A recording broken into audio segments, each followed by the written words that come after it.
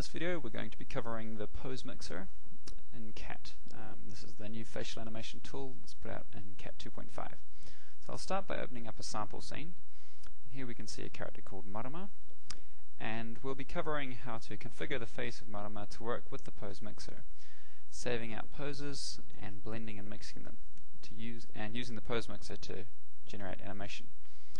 So first of all, let's open up the PoseMixer.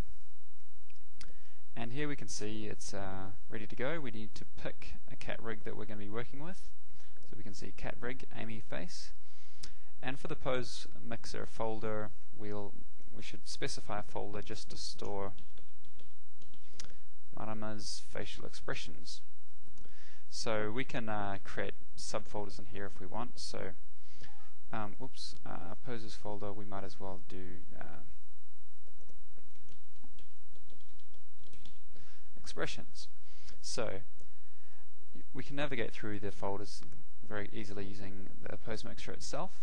So anyway, let's start by talking about how faces need to be configured. First of all, faces in Cat now remember the relationship between left and right. So the bone on the left, or in this case Marama's left, knows that this bone on the right is the equivalent right bone. This means that when we mirror facial expressions from the left side of the face to the right side of the face, the expression knows how to mirror itself. So let's start by doing a very quick test. We have this character's face in setup mode, and we're going to add a new layer. This is just a way to show how the left and right system works. We're just going to select all the bones and start off by freezing all the mesh.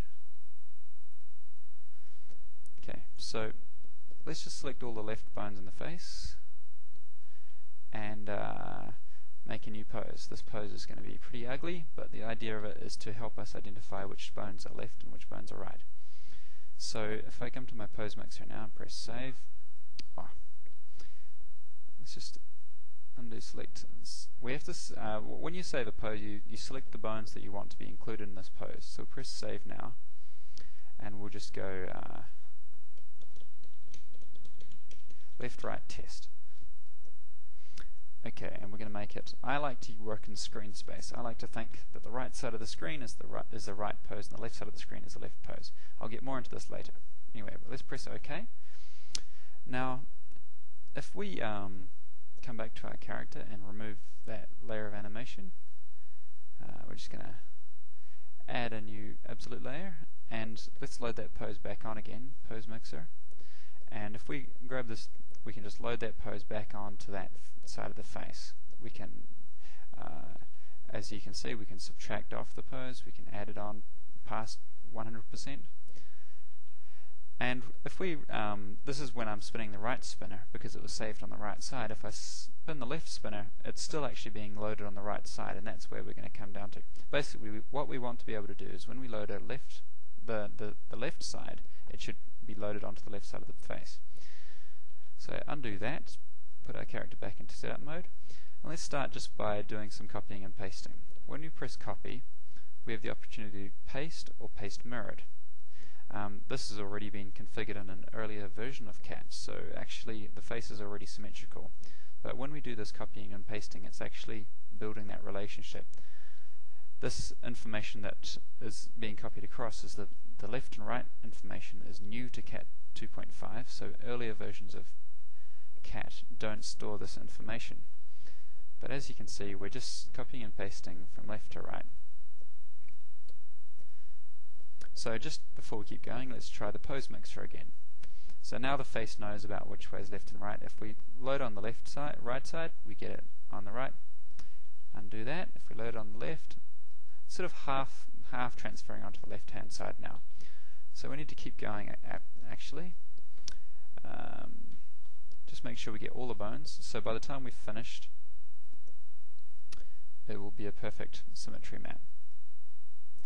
And actually you can see some of the bones weren't perfectly symmetrical.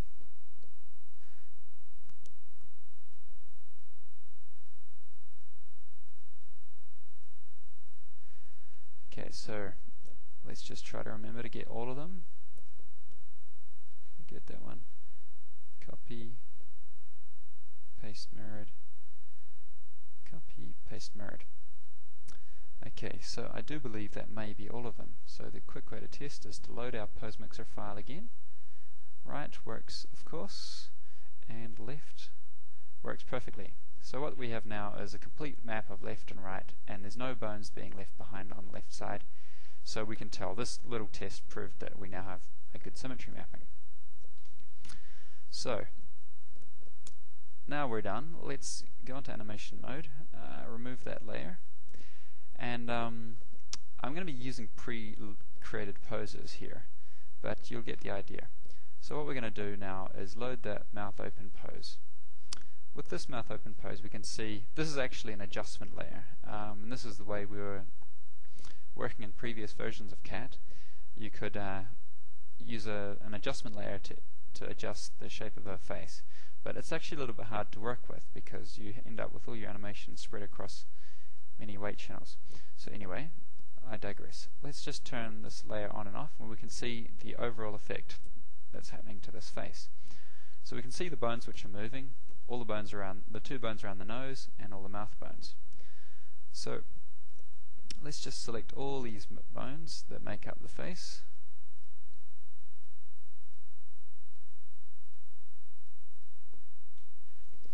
Okay, that's pretty much all of them. That bone there is actually, we're going to ignore it because it's actually the head bone, and it's actually in a very bad position, but we'll just ignore that. So let's just go back and go back to our selection, open up the PoseMixer again, and save this pose. Mouth open. It's a middle pose, there's no left or right to this pose, so press OK. And if we go back to come back to our PoseMixer, we can subtract this pose off now by spinning down the value to negative 100%. So let's we've added a new blank layer now. So this is a new absolute layer, and if we turn on mouth open, we can go to 100% or 115%. We can go as far as we like. We can subtract it off and go negative, although in this case it's not very useful. But it's very easy to load this pose now. It actually doesn't matter which spinner you spin. They're both exactly the same. Now, if you spin a value and then spin it again, it'll just keep adding it on. So you can actually go a lot further than 200%. Now, we can subtract that value off. If you hold down Alt while loading the value, let's see, if we've gone past 100%, so it's an extreme pose now, let's hold down Alt, and this time when we spin the value, it actually goes exactly back to where the mouth open pose is. So loading Alt means that the poses are loaded absolutely. In other words, the character will return to their exact pose. Now, if we double click on a pose, we actually load it at 100% also. So yeah, it's we can quickly just work with these poses without having to think about how they were created. So now we should close down the PoseMixer again and look at left and right poses. So we should disable this animation layer, turn this layer back off, just disable it, and let's look at an eye closed layer.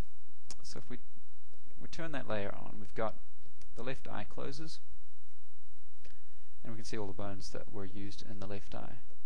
So let's just select these bones now, PoseMixer, and save this bone. We don't have to worry about which side of the face it's on, because we can just say eye closed, save it, and we're going to save it as a right because it's on the right side of the body. So now, if we come back to our layer manager, we just want to always demonstrate that we're working on blank layers, so we always just go back and add and re-enable our layer, and now when we load eye closed, we can load it onto the right eye, or the left eye, her left eye, or the right eye. So you can see how useful this is. We only need a few poses and we can use them over and over. So to start keyframing, we just need to turn on auto key, and you'll notice that keyframe brackets go around the bones that have been keyframed.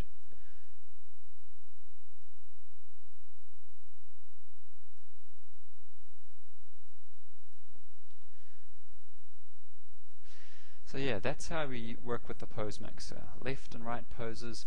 Once you've created the poses, it's very easy to reuse them over and over.